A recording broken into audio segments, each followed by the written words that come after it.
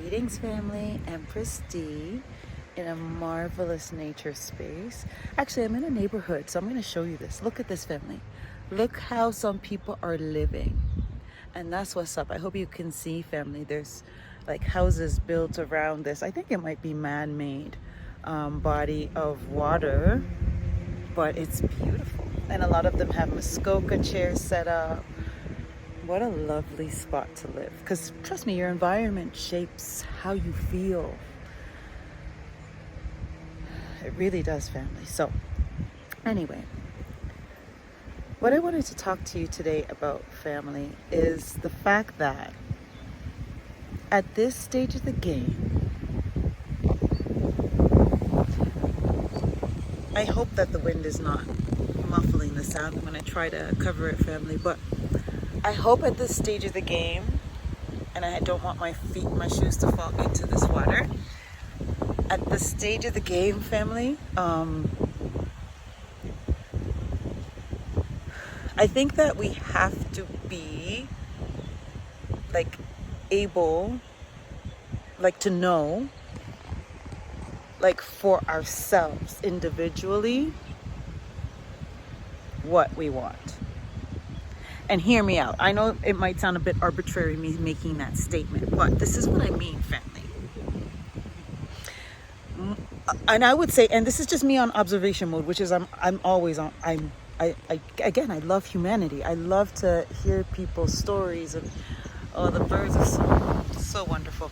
I love to hear people's stories and just hear. I love humanity. I love to know how the humans experience life. I love to know like the different mindsets. I just like listening to people speak. Anyway, I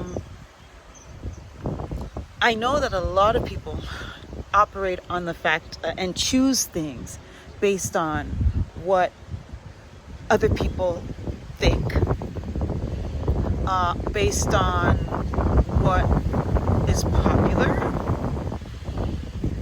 and based on mostly external factors, as opposed to based on what they generally want for themselves.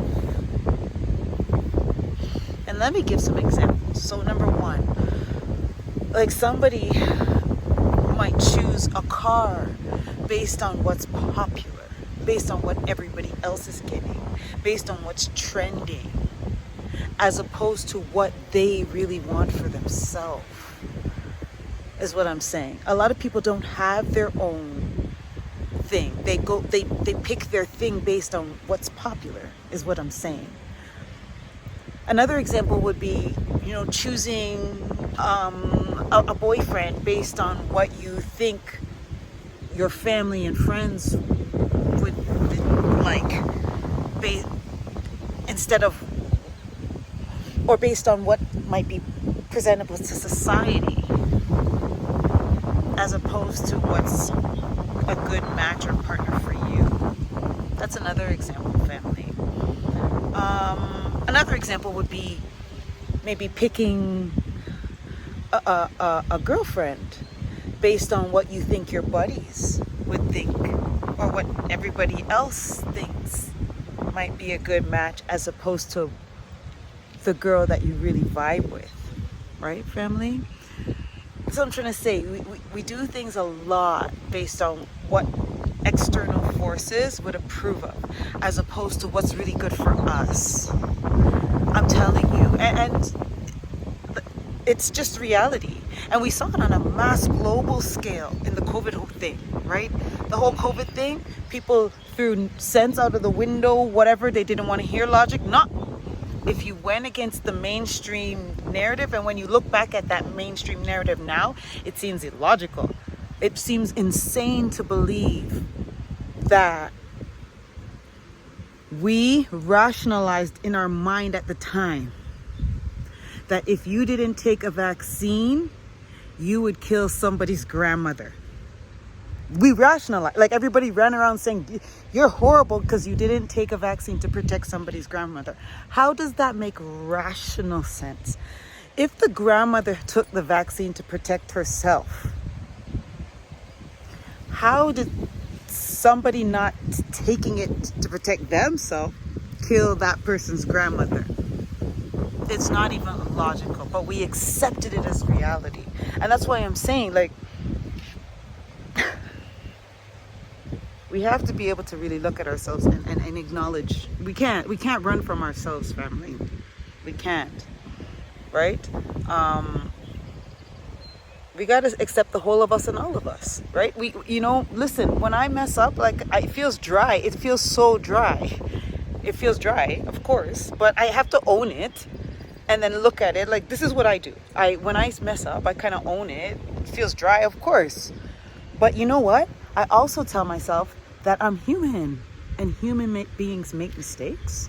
And yeah, it feels dry, but I'm human, and that's what's up. And you forgive yourself for it, and you look at it and say, okay, where did I go wrong here? How did I end up feeling dry? And you re-examine it, and you say, okay, next time I won't make that same error in judgment, or I'll try not to make that mistake. And sometimes you just can't avoid it. It's like when you trip and you almost drop, and a whole bunch of people see, and they all bust out laughing. Hey, that happens to me. You feel dry for a second, but I dust it off and I laugh too, because you know what?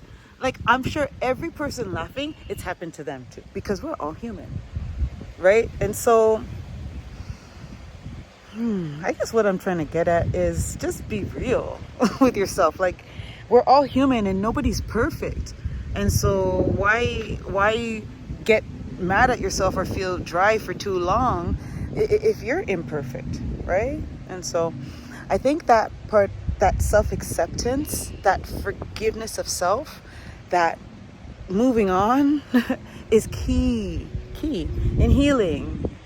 It's something and a muscle that we really have to strengthen. Okay, family, and we are socialized not to even identify that muscle, right? So to find it and strengthen it is something that we have to practice, right? Because as a community, as a globe, because it's not something that we're used to doing, right, family?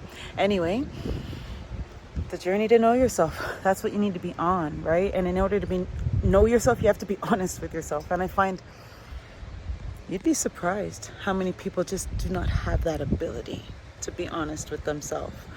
And no matter how kind your heart is, no matter how it's you have to be able, as painful and as difficult it is sometimes, but it's only like that at first. As I said, you start to recognize that you're human, and you try to do better next time. And then you find that those moments where you feel dry are far and few in between, because you're learning and growing and evolving, right, family? So anyway, thank you for taking the time to listen. I'm going to enjoy this beautiful environment I find myself in, and I wish the same for you. I hope you guys are finding your little peace outdoors like I do every day. Okay, thank you for taking the time to listen, family. I love and I value each and every one of you. One love.